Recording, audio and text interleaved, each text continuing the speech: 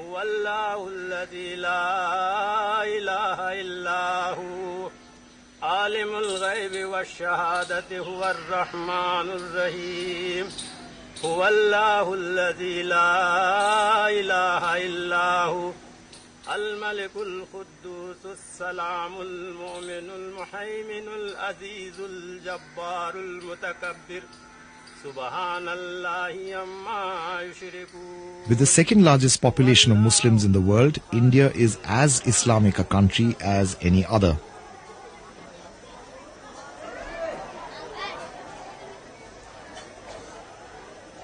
Conventional wisdom has it that Islam first came to India with the conquest of Sindh by Muhammad bin Qasim in the early 8th century. Ironically, both North Indian historians and their Pakistani counterparts subscribe to this theory.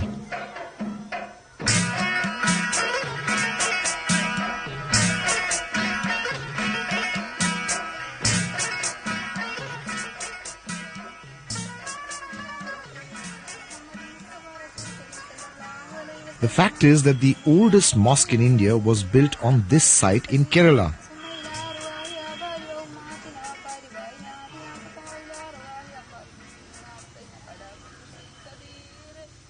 Even before the advent of Islam, the Arabs had established several trading settlements along the Malabar coast.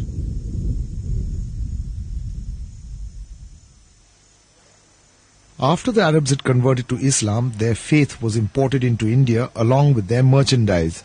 Dissimilar cargoes brought in aboard seafaring dhows of the kind that are still made today in this region.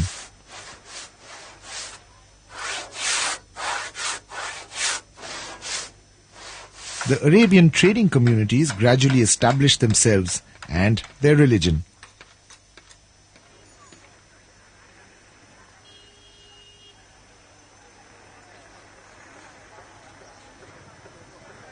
The Muslim community on the Malabar coast, the result of a marriage between the Arabs and the local population, are called the Moplas. The term is derived from Mapila, meaning bridegroom or child.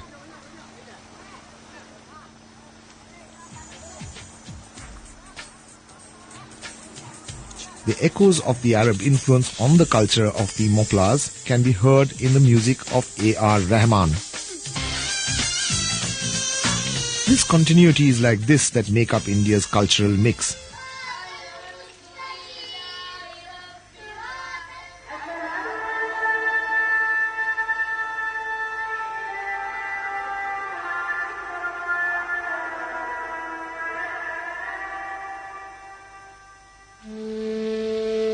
The very name India is derived from the name of the river Sindhu or Indus. The West at various points of time referred to the land as Ind, India or Hindustan. The Sindhu River has also given its name to the region that forms its most important hinterland, Sindh. A century after Islam arrived on the Malabar coast, another wave of Islam reached Sindh and in due course spread from there to other parts of the subcontinent. Around the same time, Islam was also taking root in different areas of the world, and its effects varied from region to region. Kosambi comments on the spread of Islam barely 100 years after the Prophet's death. Islam spread from Europe to Asia. In Europe, it liberated the peasants from exactions of the church and of the kings. In Persia, it liberated the peasants again from exactions of the kings and the nobles. In India, Kosambi compares the coming of Islam with the coming of the Aryans and says that Islam brought in new technology and freed forces of production.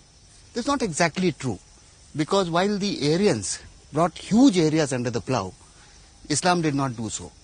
What the Muslims did was they brought in a lot of technology.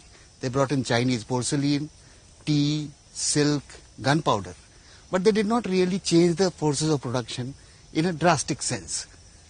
However, what they did was they did liberate the peasants to a certain extent and provided that force rather than religion became the basis of the state.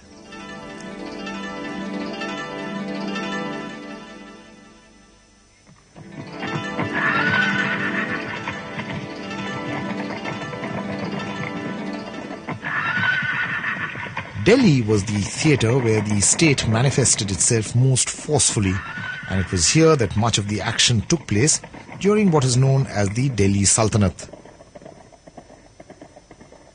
Along with the Roman Empire, this is the only example where a long period of imperial system is not known so much by dynasties, but the locus of power, the capital, Delhi. And that name is Delhi Sultanate. The second thing is that Sultanate gives clearly the indication that this imperial system was not based on any ideology, not on any creed, not on any basic principles, but purely on naked brute force. The word Sultanate is derived, its origin is Sult, and the dictionary meaning of Sult is power.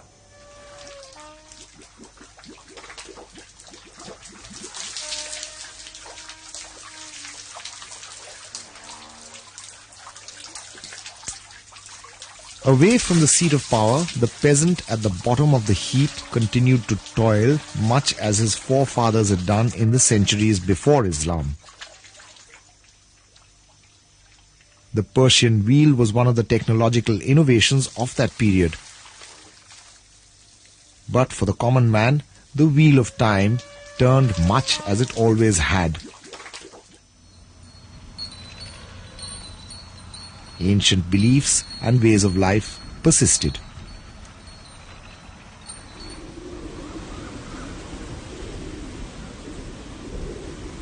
The remains of the Buddhist stupa over the ruins of Mohenjo-daro are a reminder of the pre-Islamic Buddhist presence in Sindh. In fact, the first Muslim raids in Sindh and elsewhere under Muhammad bin Qasim were made easier by the hostility between the Buddhist peasants and the Brahmins who'd overthrown Buddhist rule.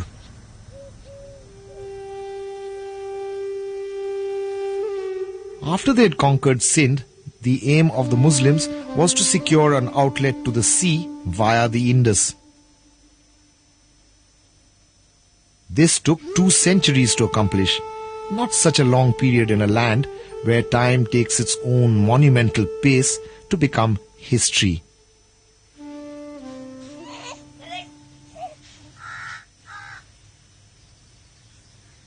History has many methods of inventing itself and reinventing itself. And monuments have many meanings.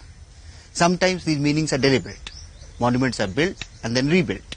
On the other hand, many monuments have people just move into them and give meanings which are very different from the ones originally intended. Take the case of monuments associated with Mahmud Ghazni. Mahmud Ghazni raided India around 1000 AD, and it is well known that he went up to Somnath and destroyed the Somnath temple. Centuries after his time, the Somnath temple was rebuilt.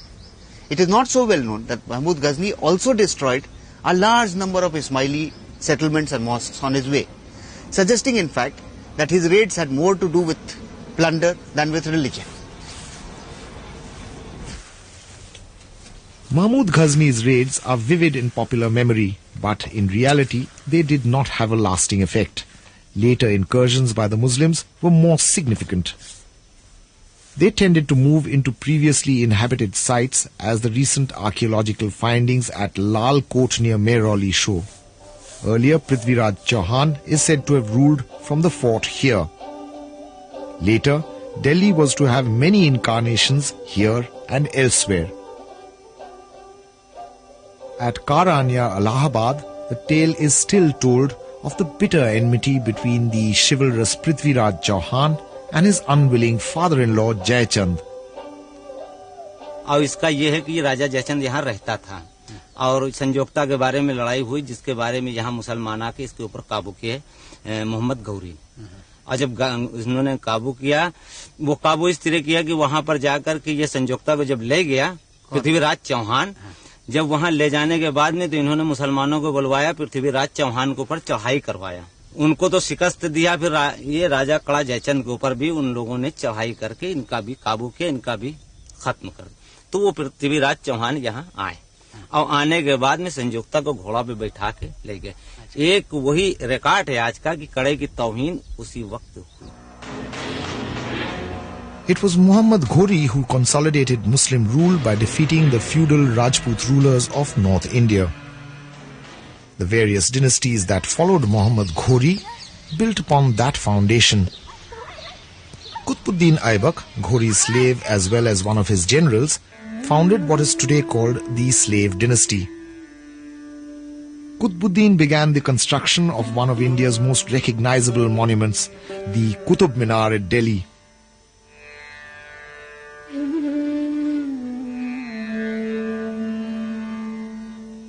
It's not clear what its original purpose was, although it was evidently built with material taken from Hindu and Jain temples.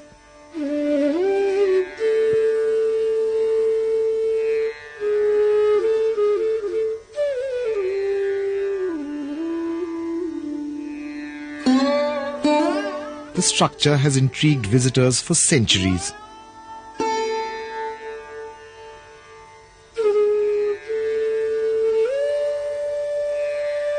Was it a symbol of the imperial aspirations of Qutbuddin and his successor Iltutmish? Did the mighty tower seek to convey the same message of imperial might as the nearby iron pillar had done for centuries? And what does it stand for today, when both space and time have acquired new dimensions?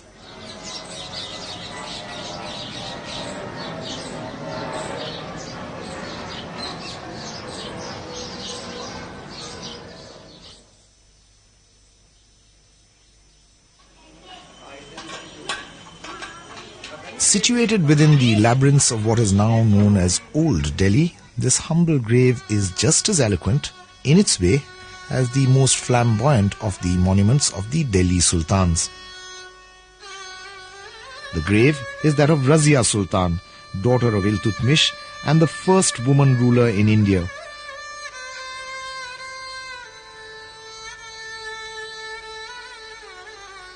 Razia met a tragic end, a victim of patriarchy and of the palace intrigues which were an endemic feature of the Sultanate.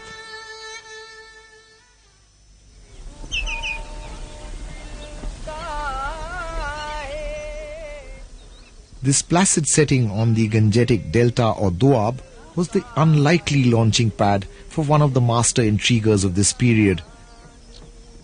Alauddin Khilji began somewhat humbly from Kara, where his life had been made most miserable by his nagging wife and mother-in-law. Possibly to escape them, he proceeded to Deogiri in the Deccan and conquered the formidable Yadava fort there.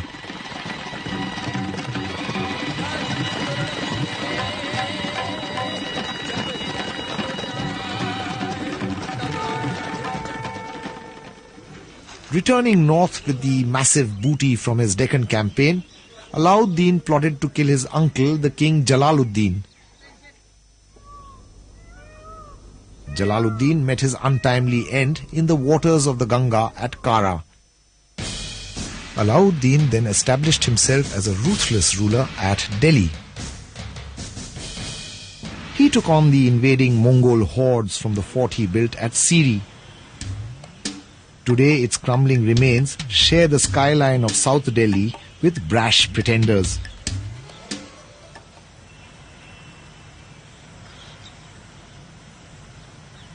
At nearby house khas, children play in the shadow of a once sinister monument from the times of Alauddin Khilji.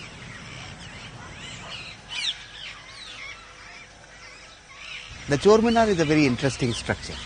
It was built by Alauddin Khilji, possibly to strike terror in the hearts of thieves and perhaps even of the Mongols who raided Delhi. Their severed heads used to be stuck to poles, and the poles used to be stuck to the holes which are in the minar. This obviously put the fear of God, or at least the fear of the Sultan, into the heads of wrongdoers. Alauddin Khilji established an empire which was based more or less on the principles of the Arthashastra, which prescribed a centralized rule which would be carried out through the enforcement of very strict discipline in many spheres. One of the things which he carried out was price control.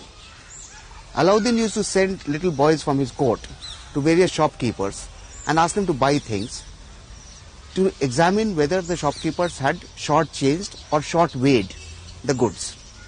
If it was found that the shopkeepers had short-weighed, then the soldiers used to be sent in order to cut off equivalent amounts of meat from the haunches of the shopkeepers. There were many cases of overweighing in Sultan Alauddin Khilji's time. In a way, Alauddin tried to recreate the centralized empire that the Mauryas had built more than 1,500 years earlier. This is the imperial phase. Almost the whole of India, right up to Madura, is brought under one single political system, which in the background of the political fragmentation and small petty states warring against each other is definitely a very significant step.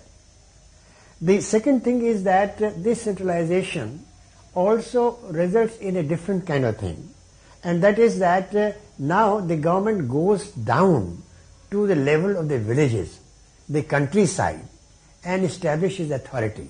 This is done through the revenue system. The entire revenue is collected through the intermediaries, no doubt about it. Then it goes back to the center, and from the center again it gets back in terms of commission on wages to the officers. So this I use always to compare the system in terms of an electric grid system.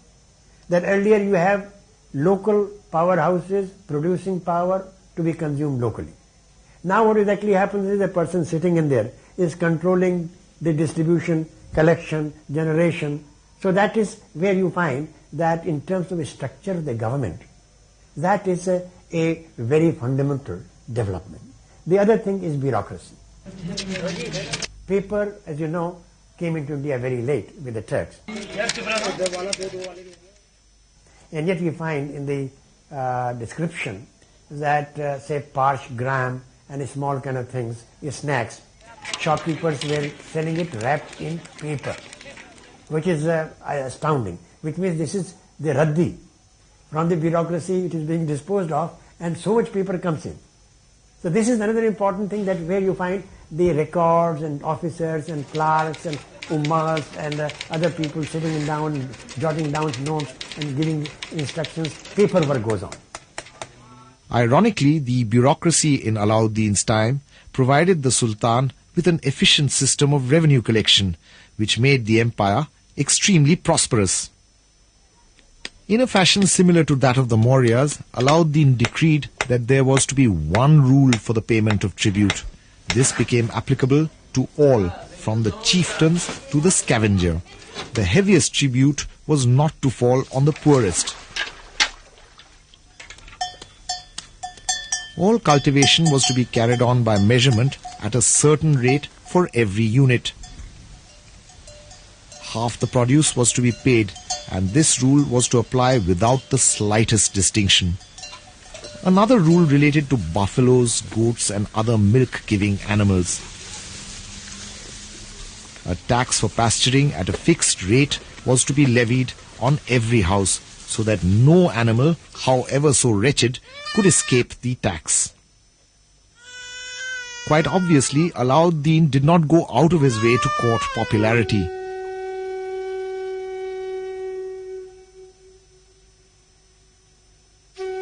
The revenue that Alauddin accumulated enabled him to begin the construction of a tower, the Alai Minar, which was to be so tall that it would dwarf the Qutub Minar. It remained unfinished and stands perhaps as an appropriate symbol of Alauddin's reign.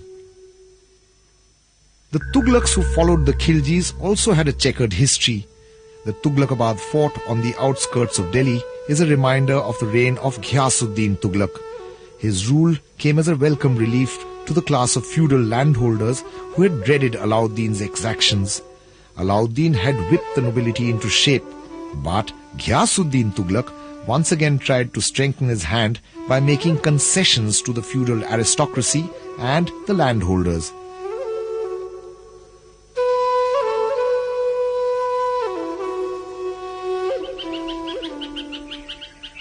There's an interesting story about the construction of the Tughlaqabad fort.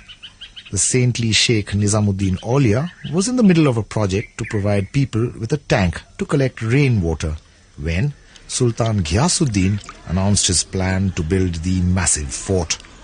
All labourers working on private projects were ordered to report immediately to the king's works. The Sheikh requested the Sultan to spare a few men for his baoli, but was refused.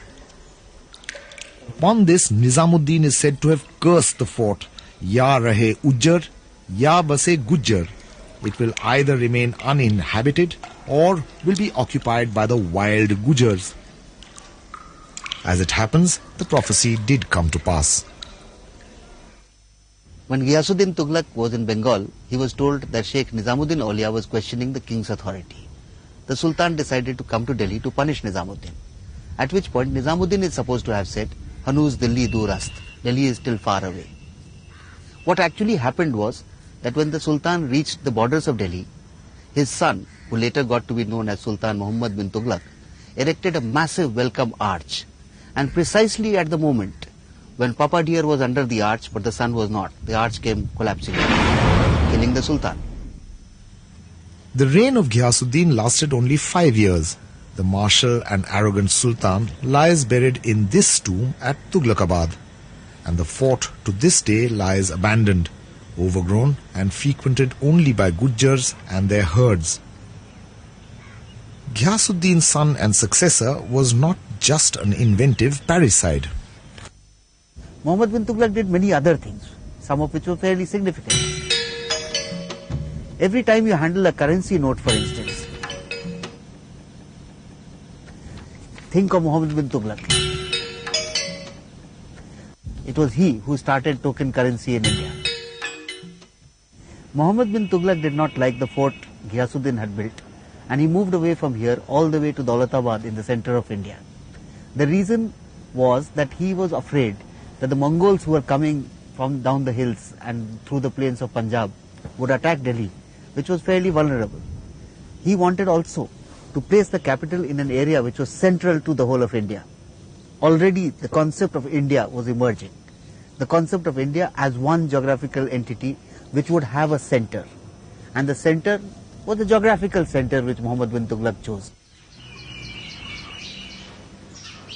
The shifting of the capital to this fort at Deogiri, which Alauddin Khilji had conquered earlier, was perhaps the supreme act of imperial arrogance in this period. The entire population of Delhi was given just 3 days to make the move.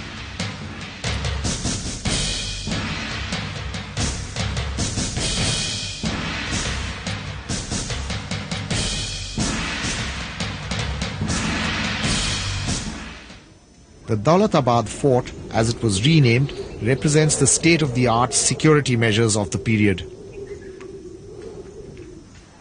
But no amount of theoretically uncrossable moats, labyrinthine secret passages and mazes could prevent the fort from being repeatedly breached. Naturally, the method used was not brute force, but treachery and deceit. Daulatabad fell and did so repeatedly. It fell because precisely the nature of feudalism which sustained it was over-elaborate. It did not have support of its peasantry, nor did it have such devotion among the courtiers that they would not betray it to the enemy.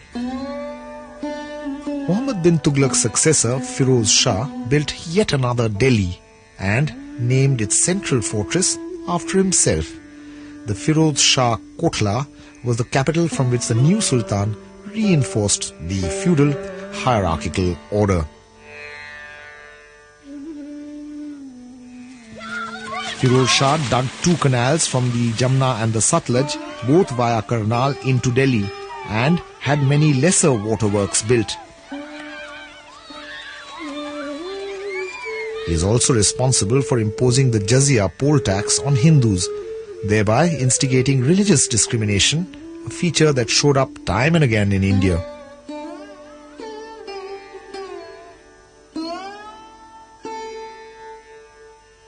Yet what this Muslim Sultan is best known for today is the care with which he transported 2 Ashokan pillars to Delhi.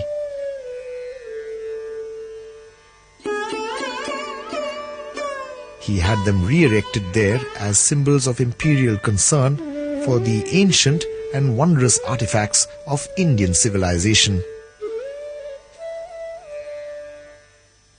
If Islam had taken firm roots in India by this time, it was not just due to the efforts of kings and soldiers.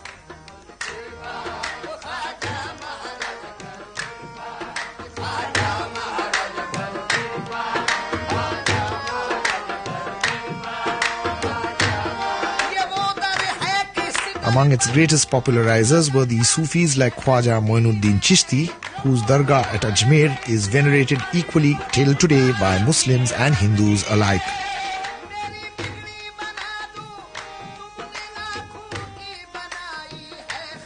What Sufism achieved was the synthesis of several strands of religious thought, and it sought to popularize this through the language of the common people. In India itself, several silsilas or traditions of Sufi thinking flourished. The most enduring was the Chishtiya silsila. The branches at Chisht near Herat have not survived, but the silsila founded by Khwaja Moinuddin in India flourishes until today.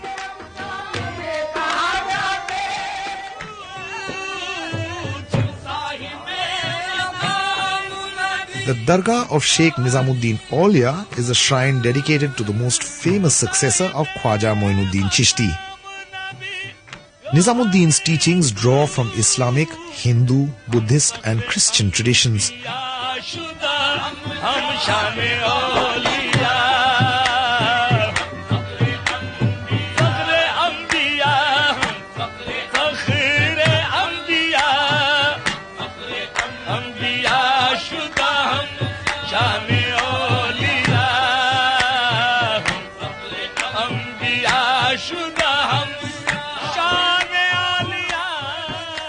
The most famous disciple of Nizamuddin Aulia was the great poet, musician, courtier and historian Amir Khusro.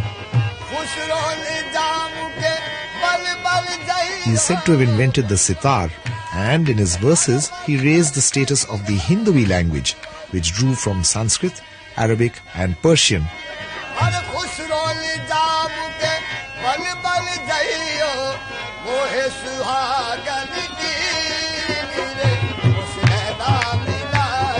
More than the sultans who came and went, it is Amir Khusro who best represents the period when India further evolved its composite culture.